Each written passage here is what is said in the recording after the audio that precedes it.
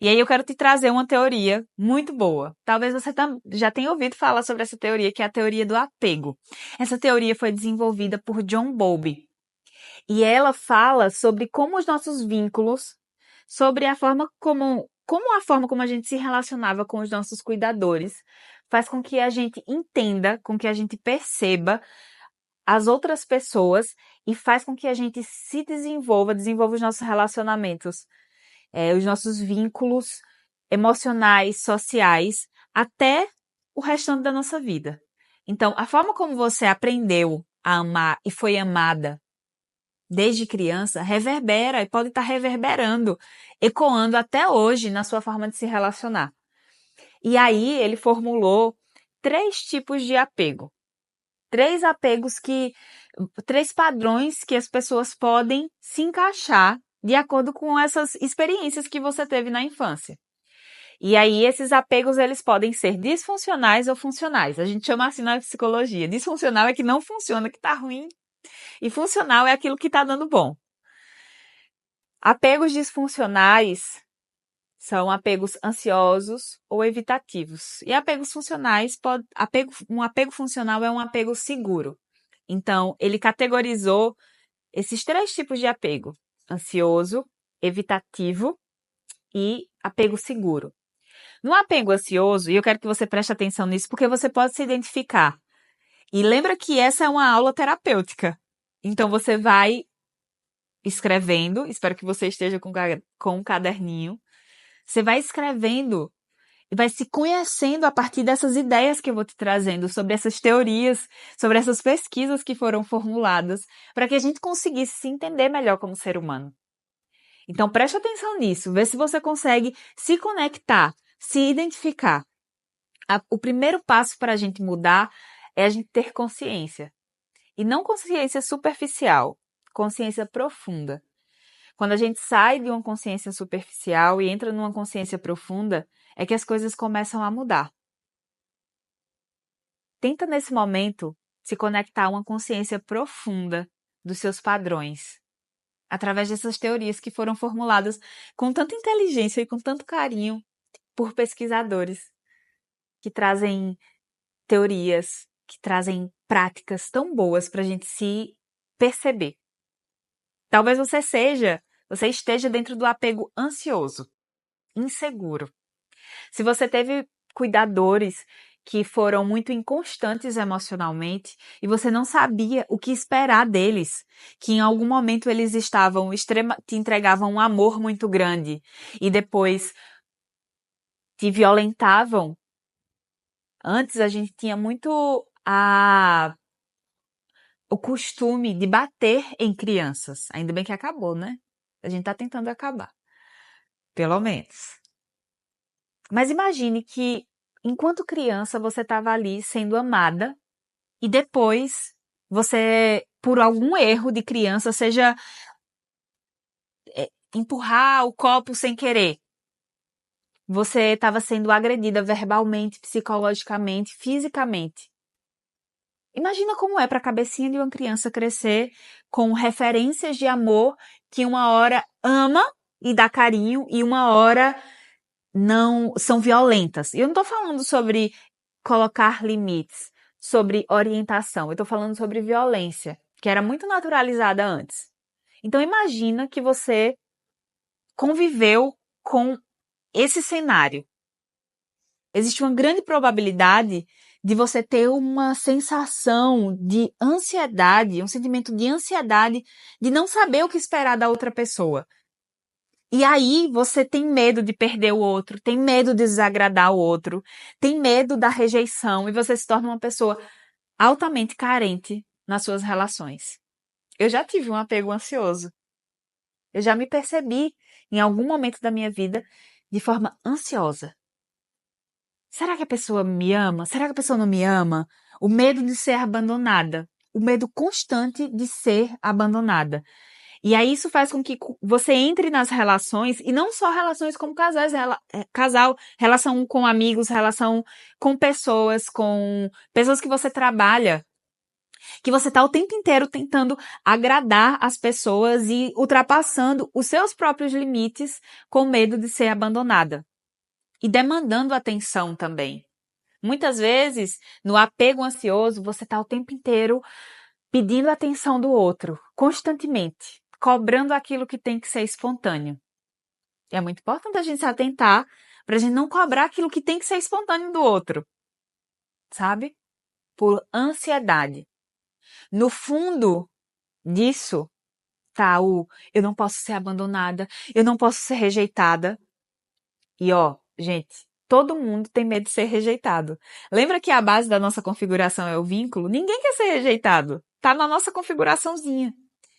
Mas quando você desenvolver um apego ansioso, isso é extremamente gritante dentro das suas relações. E reconhecer é o primeiro passo para mudar. O segundo tipo de apego disfuncional é o apego evitativo ou o apego distante. Imagine que você cresceu com cuidadores que foram extremamente indiferentes, que foram negligentes com você ou até abusivos.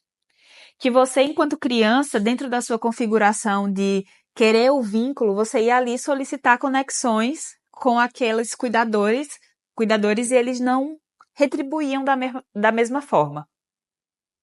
Imagina esse cenário. Então, é uma criança que vai se frustrando. É um adolescente que não espera mais nada. Nenhum tipo de afeto. Nenhum tipo de reação amorosa de um pai, de uma mãe, cuidadores de forma geral. E isso, tô te falando que isso acontece, assim, porque realmente acontece, principalmente porque às vezes esses cuidadores também não tiveram referências de amor. Os pais nunca disseram que amaram, que amavam. E eles muitas vezes não conseguiam entregar aquilo que não teve. E talvez você tenha crescido nesse cenário. E existe uma grande probabilidade de, caso você tenha cuidadores que foram negligentes, abusivos, indiferentes, você não esperar isso de nenhuma outra pessoa. E aí crescer e se perceber como um adulto distante. Um adulto que não consegue se comprometer nos relacionamentos, que não consegue nem pedir ajuda dos amigos, que não quer incomodar e que sente muita dificuldade em se aproximar demais, em estar perto demais dos outros humanos e também de confiar completamente neles. Se você se identifica com isso, você desenvolveu um apego evitativo ou um apego distante. É muito importante você entender que a gente pode se educar emocionalmente para construir apegos mais seguros. Mas é preciso estar atento. Por quê? É comum que, se você tem um apego evitativo, você se relacione com pessoas que têm um apego ansioso e vice-versa. Eu já tive dentro dessa situação, contando meu relato para vocês, porque isso já aconteceu comigo e pode ser que tenha acontecido com você. Yane, agora acendeu uma luzinha aqui dentro de mim. Nossa, o meu ex ou a pessoa que eu tô agora, ela tem um apego totalmente evitativo e eu tenho um apego ansioso. E pode ser também que, dependendo da dinâmica da sua relação, isso tenha mudado. Por exemplo, você pode ter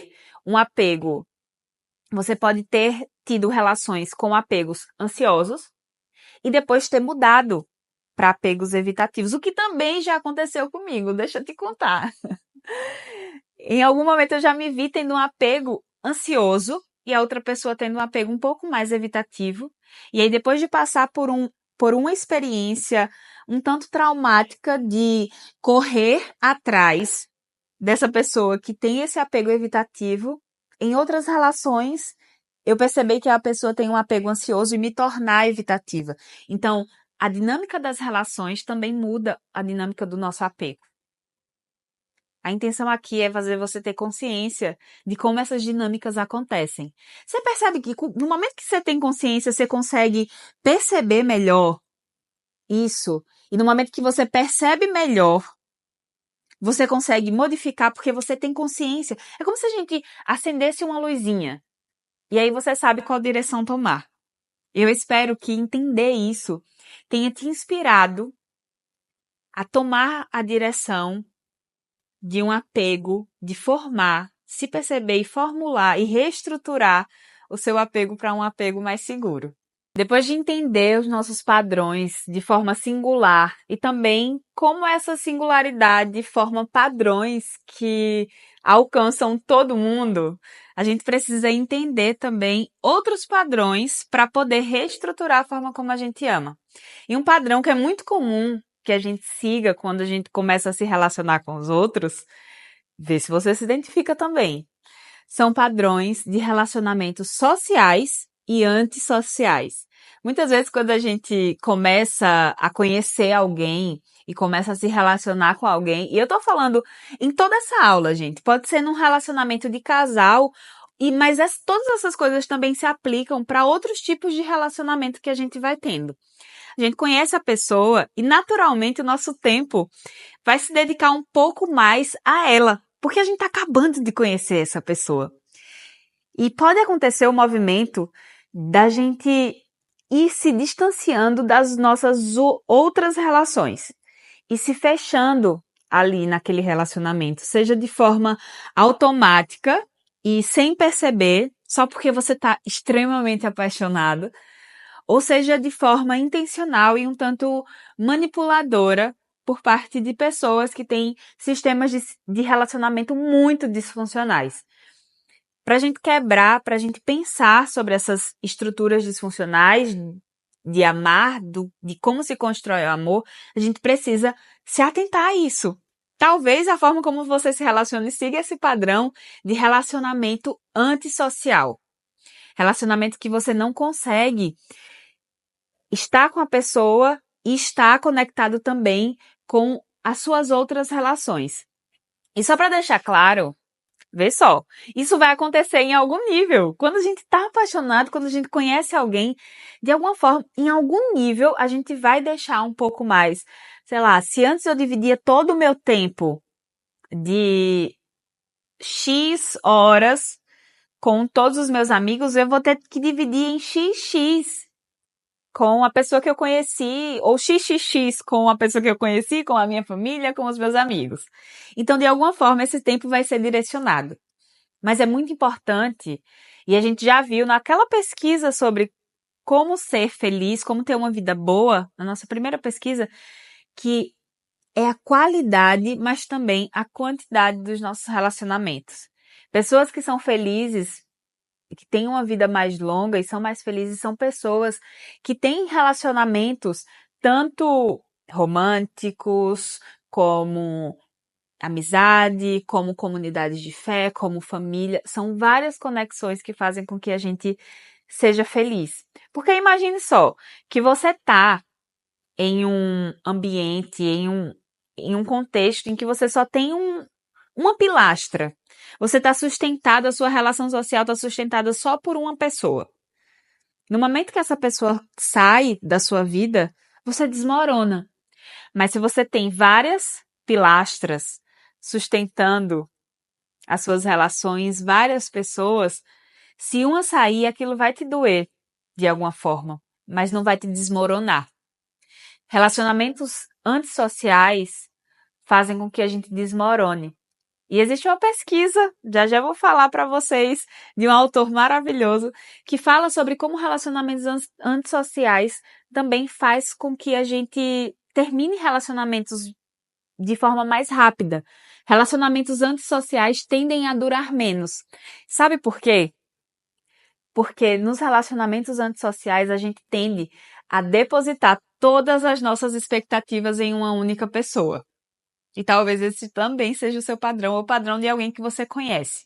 Isso se chama relacionamento antissocial.